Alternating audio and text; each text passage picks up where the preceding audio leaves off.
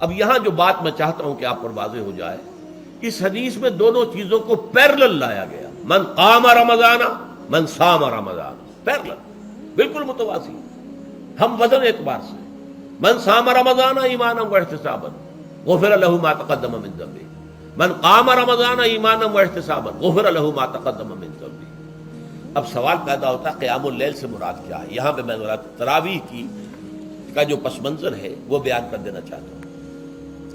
دیکھیے، جیسا کہ ہم نے خطبے میں بھی دیکھ لیا، اللہ نے قیام اللیل جو ہے اسے فرض نہیں ٹھہرایا، تطوع، قرآن مجید میں بھی اس کا کوئی ذکر نہیں، احادیث میں اس کی تشویق و ترغیب پوری موجود ہے، ایک اور حدیث بھی ہم بعد میں پڑھیں گے اس پر۔ اس کا پس منظر کیا تھا کہ اس کو چھوڑ دیا گیا۔ اب ظاہر بات ہے مسلمانوں میں کمزور بھی ہیں، مسلمانوں میں وہ مزدوری کرنے والے بھی ہیں، روزہ تو فرض ہے ان پر، چاہے مئی کا مہینہ ہے اور گندم کاٹنی ہے، روزہ تو پھر بھی رکھنا ہوگا، یہ سب کچھ، لیکن یہ کہ رات کو پھر کھڑے رہنا ان کے لیے، جاگنا ممکن نہیں ہے، لہذا ان کے اوپر یہ چیز فرض نہیں۔ حضور نے تراویح کی نماز یا قیام اللیل نہ اسے فرض قرار دیا، نہ اس کے بعد جماعت کوئی اہتمام کیا مستقل، صرف 3 راتیں آپ نے جماعت کروائی ہے، اس میں 8 رکعتیں آپ نے پڑھی ہیں کہ جو آپ کا معمول تھا تہجد کا، وہ پڑھی، اور تہجد کے وقت ہی جماعت کرائی ہے۔ یہ ہے وہ حدیث۔ اس کے علاوہ کسی نماز تراویح جو ہے جو ہم پڑھتے ہیں 20 رکعتیں عشاء کے ساتھ متصل، اس کا کوئی ذکر نہ دور نبوی میں ہے نہ دور صدیق اکبر میں ہے۔ یہ دور حضرت عمر کی خلافت میں ہوا ہے، اور ہم نہیں کہہ سکتے کتنے سال کے بعد ہوا ہے۔ حضرت عمر رضی اللہ تعالیٰ عنہ کی خلافت کا دور جو ہے وہ تو 10 برس ہے، ہو سکتا ہے 5 برس کے بعد ہوا ہو، 6 برس کے بعد ہوا ہو، 12 ہوا ہے ان کے عہد۔ حضرت عمر ایک مرتبہ مسجد میں داخل ہوئے، مسجد نبوی میں، تو دیکھا کہ کچھ لوگ 8 10 12 جو ہے وہ ایک جو ہے حافظ کے پیچھے کھڑے ہوئے اور قرآن سن رہے ہیں، کچھ دوسرے کونے میں کھڑے ہیں، کچھ کہیں اور کھڑے ہیں، مختلف جماعتیں ہو رہی ہیں۔ تو انہوں نے سوچا کہ کیوں نہ ان سب کو ایک امام کے پیچھے جمع کر دیا جائے، اور اس کے لیے لوگوں کی سہولت کے لیے عشاء کے ساتھ متصل رکھ دیا جائے، اس لیے کہ تہجد کے وقت اٹھنا جو ہے وہ تو ہر کس و ناقص کا کام نہیں ہے، کہ عشاء کے بعد اگر تھوڑا سا اضافی وقت ہو صرف، تو یہ ہر شخص کر لے گا، مزدور بھی کر لے گا۔ لہذا آپ نے یہ نظام تجویز فرمایا کہ عشاء کے متصلاً بعد 20 رکعت نماز پڑھی جائے اور ایک امام کے پیچھے پڑھی جائے۔ یہ گویا کہ اجتہاد ہے حضرت عمر رضی اللہ تعالی عنہ، اس کو آپ نے خود بدعت بھی قرار دیا ہے، لیکن بدعت حسنہ۔ بدعت کس اعتبار سے؟ لغوی اعتبار سے، نئی بات، اس لیے کہ حضور کے زمانے میں نہیں تھی، تو یہ اس طریقے سے ایک نئی بات ہے، لیکن یہ بات چونکہ بہت اچھی ہے، بہت عمدہ ہے۔ آپ جب یہ نظام چل پڑا تو ایک دن مسجد میں آئے، دیکھا کہ بڑی بھری مسجد ہے، صحابہ کھڑے ہیں اور ایک امام کے پیچھے قرآن سن رہے ہیں۔ آپ نے فرمایا نعم البدعۃ ھذہ، یہ جو ہم نے نئی بات شروع کی ہے یہ بہت اچھی ہے، بہت عمدہ ہے۔ ہمارے ہاں اہل حدیث حضرات بھی در حقیقت حضرت عمر یا کسی اور خلیفہ راشد کے فعل کو وہ سمجھتے ہیں کہ یہ ایگزیکٹو آرڈرز ہیں، یہ ہمیشہ کے لیے نہیں ہے۔ حضرت عمر نے اپنے دور میں ایک نظام قائم کیا، ان کے دور کے لیے ٹھیک تھا، یہ ہمیشہ کے لیے نہیں ہے۔ ہمیشہ کے لیے وہ 8 ہی رکعتوں کے قائل ہیں، وہ تہجد والے، لیکن اس میں بہرحال انہوں نے بھی خود یہ اضافہ کیا ہے کہ وہ 8 رکعتیں وہ عشاء کے ساتھ متصل پڑھتے ہیں، تہجد کے وقت تو نہیں پڑھتے۔ اور حضور نے تو صرف 3 روز جو ہے وہ کرائی تھی جماعت، وہ لوگ 30 دن یا 29 دن پڑھ رہے ہیں، تو اضافہ تو انہوں نے بھی کر دیا، اس نظام میں تبدیلی تو ہو گئی۔ لیکن اہل سنت جو کہلاتے ہیں، ہمارے جو 4 جو ہیں، جو ہمارے مسلک ہیں، حنفی، مالکی، شافعی، حنبلی، ان کا اتفاق ہے اس پر حضرت عمر کا، کیونکہ ان کے سامنے اصول یہ ہے کہ حضور نے فرمایا علیکم بسنتی وسنت الخلفاء الراشدین المہدیین، تم پر لازم ہے کہ میری سنت کو پکڑو مضبوطی کے ساتھ، اور میرے خلفاء راشدین مہدیین جو ہیں ان کی سنت کو پکڑو۔ اس اصول سے یہ چاروں فقہیں جو ہیں حضرت عمر کے اجتہادات جو ہیں ان کو بھی پابندی سمجھتے ہیں کہ تمام عمر کے لیے، قیامت تک کے لیے امت مسلمہ پر ان کی پیروی لازم ہے، لہذا اس میں اجماع ہے۔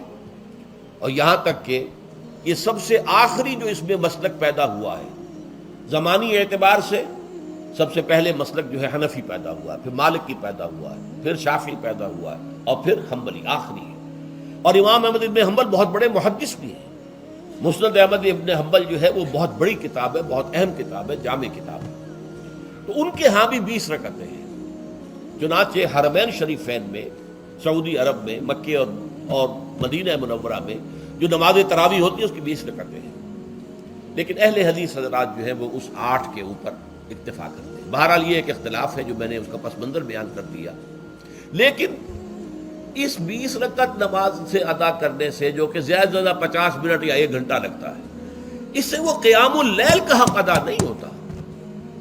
قیام اللیل کا تو کچھ اور ہی تقاضا ہے۔